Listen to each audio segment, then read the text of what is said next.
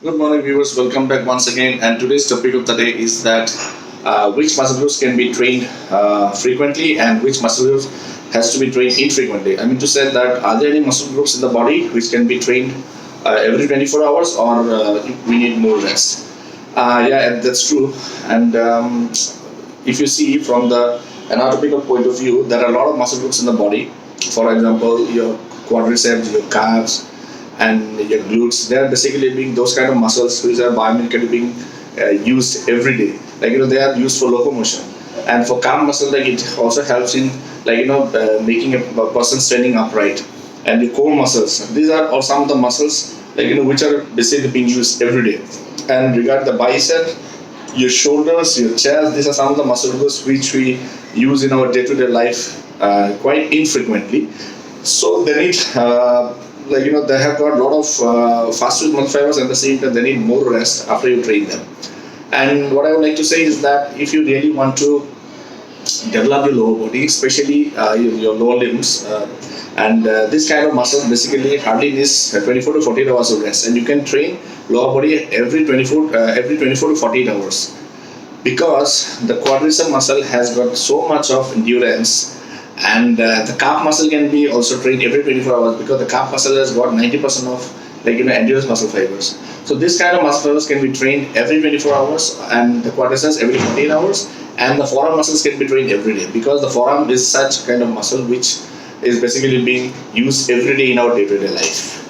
And there are some other muscles in the body like your chest, your back muscles. They are basically being used infrequently, so you cannot you have to train them, but you should not train them every day because they need a lot of recovery.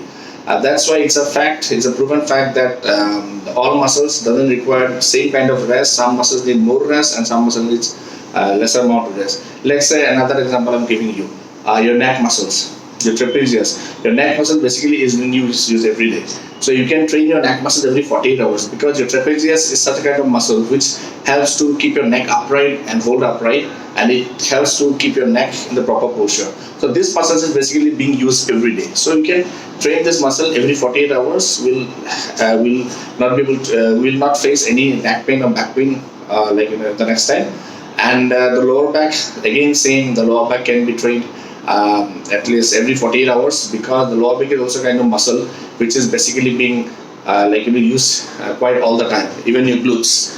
And there are a few muscle groups which has to be trained very infrequently, and they are shoulders, your triceps, your arms, your chest muscles, especially because in our day-to-day life we hardly use these muscles. We hardly do pull-ups while doing our day-to-day life, until and unless we are in a sporting kind of activity. But your lower body, your glutes, your abs, your core, your neck muscles, your trapezius muscles, and these muscles are basically being used every day. So those muscles were biologically being used, or which are basically biomechanically designed or biologically designed to use every day in our everyday life, in our daily schedule, that can be trained quite frequently every 24 to 48 hours, depending on the soreness you perceive. And the other muscle groups which are basically not being used in our everyday life should be trained quite infrequently.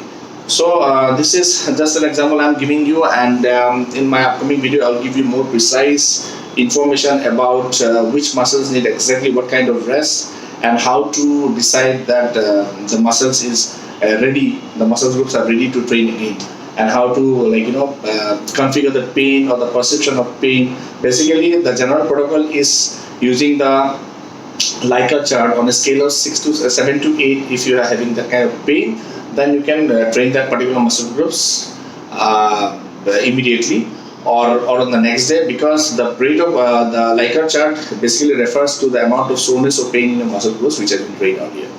So that's it, guys. Keep watching my videos, and until next time, stay fit, stay strong and healthy. Thank you, and bye bye.